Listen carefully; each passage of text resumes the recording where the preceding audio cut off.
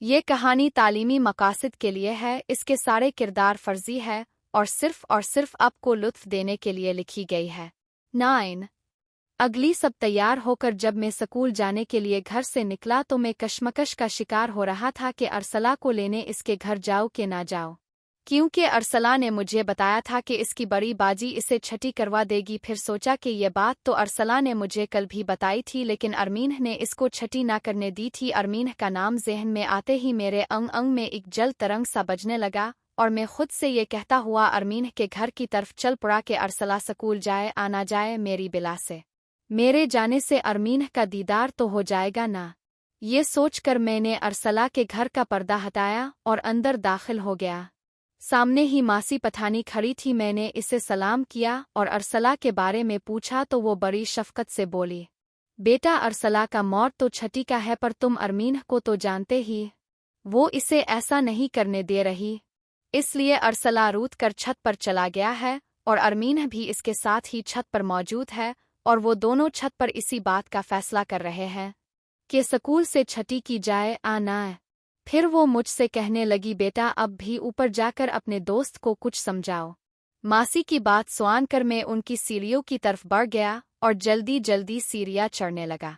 अभी मैं आधी ही सीढ़ियाँ चला था कि अचानक मुझे ऊपर से अरमीन आती दिखाई दी। इसे आते देखकर मुझे शरारत सूझी और मैं एकदम सीढ़ियों के दरमियान खड़ा हो गया और जैसे ही अरमीन मेरे करीब आई मैंने अपना सर नीचे किया और अरमीन का दुपट्टा पकड़ लिया और इसे बड़े प्यार से घूमने लगा। हैरत अंगेज बात यह है, अरमीन ने ना तो कोई मुज़ाहमत की थी और ना ही वो मुंह से कुछ बोली। मज़ीद हैरत की बात यह थी कि इसने अपनी छातियों को दुपट्टे से नहीं ढका हुआ था और इसका दुपट्टा ठीक करते मैंने इसके हाथों से अपना हाथ टच किया। ये सब मैंने इतनी जल्दी में और इनाफाना किया कि इससे कबल के वो मुझसे कुछ कहती या कोई रिएक्शन देती मैं जल्दी से सीढ़ियाँ फलांगता हुआ ऊपर की तरफ भाग गया।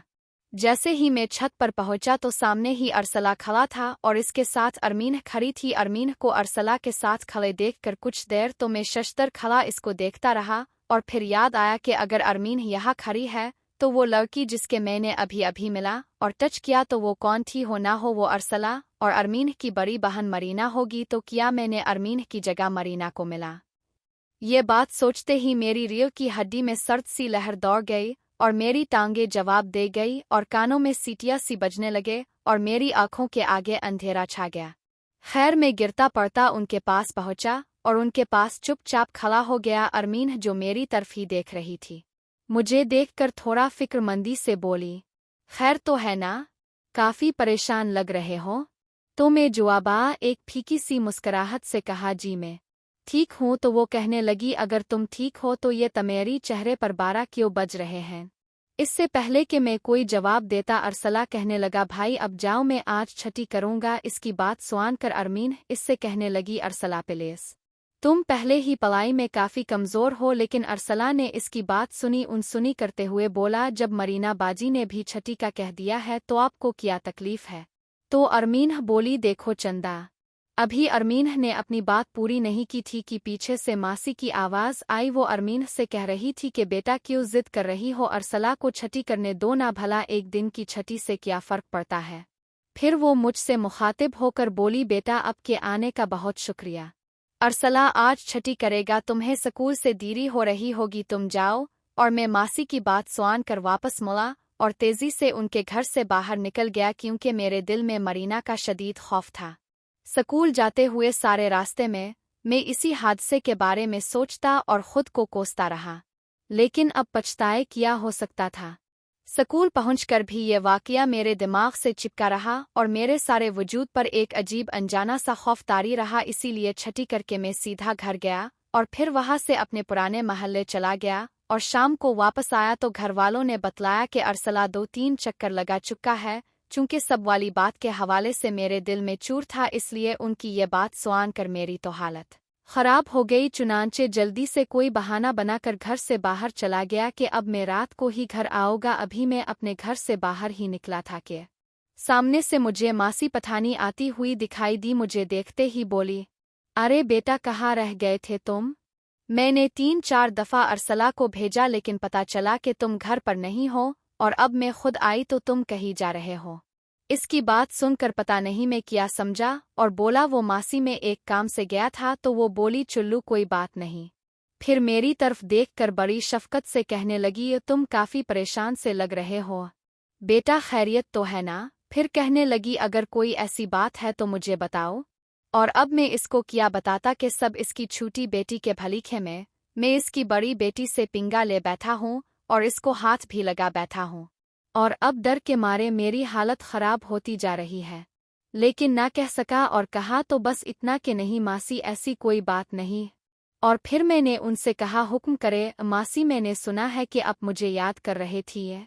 तो वो सर हिलाकर बोली हाँ बेटा असल में बात यह है कि मरीना को एक बड़े ही ज़रूरी काम से हमारे रिश्तेदार के घर जाना है और इसके दीजी वालिद साहब के पास टाइम नहीं है, जबकि मैं ना तो खुद वहाँ जाना चाहती और ना ही किसी बेटे या बेटी को इसके साथ उन रिश्तेदारों के घर भेजना चाहती हूँ। और मुसीबत यह है कि इसके दीजी इसको अकेला भी नहीं जाने दे रहे। तो ऐसे में एक तुम ही मुझे नजर आए जो कि जिस पर भरोसा किया जा सकता है, और दूसरा ये कि तुम बाइक भी चलाना जानते हो, इसलिए मैं तुम्हें मरमीन के साथ लाल कावती तक भेजना चाह रही थी। मरीना के साथ जाने का सुआन कर बेइख्तियार मुझे पंजाबी का एक मुहावरा याद आ गया कि मूसा डरा मौत कोल्खती मौत उगे खड़ी है। यानी मैं सबसे जिस खातून से बचता फिर रहा था तकदीर मुझे इसी के सामने खड़ा किया। चुनांचे अब मैंने आखिरी चारे के तौर पर मासी के सामने थोड़ा सा हैचर मीचर किया, लेकिन शायद उनका भी काम जरूरी था। इसने मेरी एक नासानी और मरता किया ना करता मैं मासी के साथ इसके घर की तरफ चल पड़ा। मासी के घर पहुंचकर इसने मुझे ड्राइंग रूम में बैठने को कहा और खुद दूसरे कमरे में चली गई। थोड़ी ही देर बाद मेरे सामने मरीना खड़ी थी और मैंने देखा कि मरीना और अरमीन का जिस्म कद काठ बिल्कुल एक जैसा था। तभी तो सब मैंने धोखा खाया था। चेहरा अलबत्ता दोनों का मुख्तलिफ था। जैसे अरमीन के गाल कुदरती लाल थे और मरीना के गाल गोरे थे, उनमें लालगी ना होने के बराबर थी। इसी तरह मरीना की आंखों में एक शरारत नाचती थी और अरमीन की आंखों में गहरी उदासी नजर आती थी। इसी तरह मरीना का चेहरा बैजवी था जबकि अरमीन का कदरे लंबूतरा था, वगैरह वगैरह। मरीना ने मेरी तरफ एक गहरी नज़र से देखा और मासी से बोली अच्छा तो इस लड़के ने मेरे साथ जाना है? तो मासी सर हिलाकर बोली हाँ यही वो मासूम लड़का है जो तुम्हारे साथ जाएगा। और फिर खुद ही कहने लगी बेचारा बड़ा ही नेक और अच्छा लड़का है। फिर मासी मुझसे मुखातिब होकर बोली बुच्चा जल्दी से जाकर मोटरसाइकिल स्टार्ट करो। और मैं ड्राइंग रूम से निकलकर उनके बरामदे में आ गया जहां उनके दीजी का मोटरसाइकिल खड़ा था और इस पर एक बड़ा सा कपड़ा पड़ा हुआ था। मैंने वो कपड़ा वहां से हटाया और बाइक को कुक मारी तो वो पहली कुक पर ही स्टार्ट हो गया। चुनांचे में इस पर बैठ गया और इसे गर्म करने की नीयत से हल्की हल्की रेस देने लगा। कुछ देर बाद जब मरीना कमरे से बाहर निकली तो वो सरतापा एक बड़ी सी चादर से ढकी हुई थी और इसने अपने चेहरे पर निकाब भी किया हुआ था। वो चुपचाप मेरे पीछे बैठ गई और मेरे कंधे पर हाथ रखकर बोली चुल्लू। और मैंने मोटरसाइकिल चला दी। मासी ने पहले से ही दरवाज़ा खोला हुआ था। मैं मोटरसाइकिल भी चला रहा था और इस बात पर भी बड़ा हैरान हो रहा था कि मैंने इसके टच किए और इसने अभी तक मुझे कुछ भी नहीं कहा और ना इसने अभी तक मेरी कोई शिकायत वगैरह लगाई थी। इसकी खामोशी मुझे बारी तरह चाबे रही थी और मैं अंदेशा हाय दूर दराज में खोया बाइक चला रहा था। जब हम लियाकत बाग के करीब पहुंचे तो मैंने पहली दफ़ा मरीना की आवाज़ सानी वो कह रही थी कि ज़रा बाइक को लियाकत बाग के अंदर ले चलो। इसकी आवाज़ सुन कर मैं थोड़ा कंफ्यूज हुआ और बोला लेकिन मासी जी तो कह रही थी कि हमने लाल करती जाना है। तो मेरी बात सुन कर वो बोली हाँ हमने जाना तो लाल करती ही है, लेकिन फी अलहाल तुम बाइक को लियाकत बाग ले जाओ। कहानी जारी है। पार्ट 10 के लिए चैनल को सब्सक्राइब करें।